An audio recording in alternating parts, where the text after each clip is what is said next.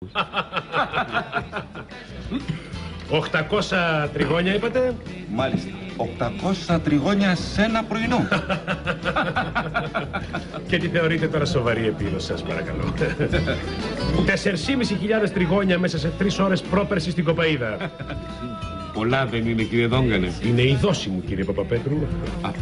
Εγώ μια φορά στην Κοζάνη είχα χτυπήσει 3 αγριόχειρους. Και πολύ καλά τους κάνατε. Κοιτάξτε τώρα, για ένα μέτριο κυνηγό είναι μια καλή επίδοση.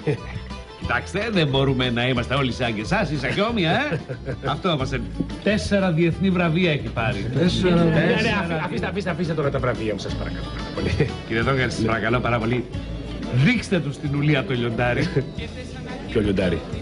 Από το σαφάρι στην Κένια. Σαφάρι στην Κένια! Αφήστε το σαφάρι στην Κένια, είναι μια πολύ μεγάλη ιστορία. Θέλουμε πάρα πολύ καιρό. Κύριε, θα σας πω, κύριε Βάζο, δεν θέλω να τους τρομάξω. Θα σας πω μια άλλη χαριτωμένη ιστορία από τις αμέτρητες που έχω. Πριν από 3-4 χρόνια κυνηγούσαμε κάπου εδώ γύρω. Μεσημεράκι ήτανε, ξεκουραζόμουν κάτω από ένα δέντρο.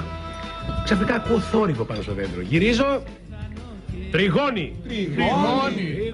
Τριγώνι. Αρπάζω μες στο δίκανο, το γεμίζω, το σηκώνω, μπαμ, πάρ' το κάτω το ορτίκι. Μα τριγώνι δεν μας είπατε. Ναι, τριγώνι ορτίκι, τώρα τα ξέρετε, αυτά τα πουλιά μοιάζουν, είναι σχεδόν ίδια αυτά. Την ώρα που έπεφτε το πουλί, άρχισε να φυσάει δυνατός αέρας. Οπότε πέφτοντας αυτό, μαδίθηκε. Μαδίθηκε. Από κάτω το δέντρο ήταν κάτι φρίγανα. Ένα σκάγι είχε πάει στα φρίγανα και είχαν αρπάξει φωτιά. Οπότε το ορτίκι πέφτει πάνω και αρχίζει να ψήνεται. Ένα άλλο σκάγι είχε αρπάξει ένα λεμονάκι, το οποίο αρχίζει σιγά σιγά να στάζει πάνω στο τριγώνι. Σε 5 λεπτά το έτρωγα. Κύριε Δόγκανε, με συγχωρείτε, αυτή την ιστορία κάπου την έχω ξανακούσει. Ναι, συζητήθηκε πολύ.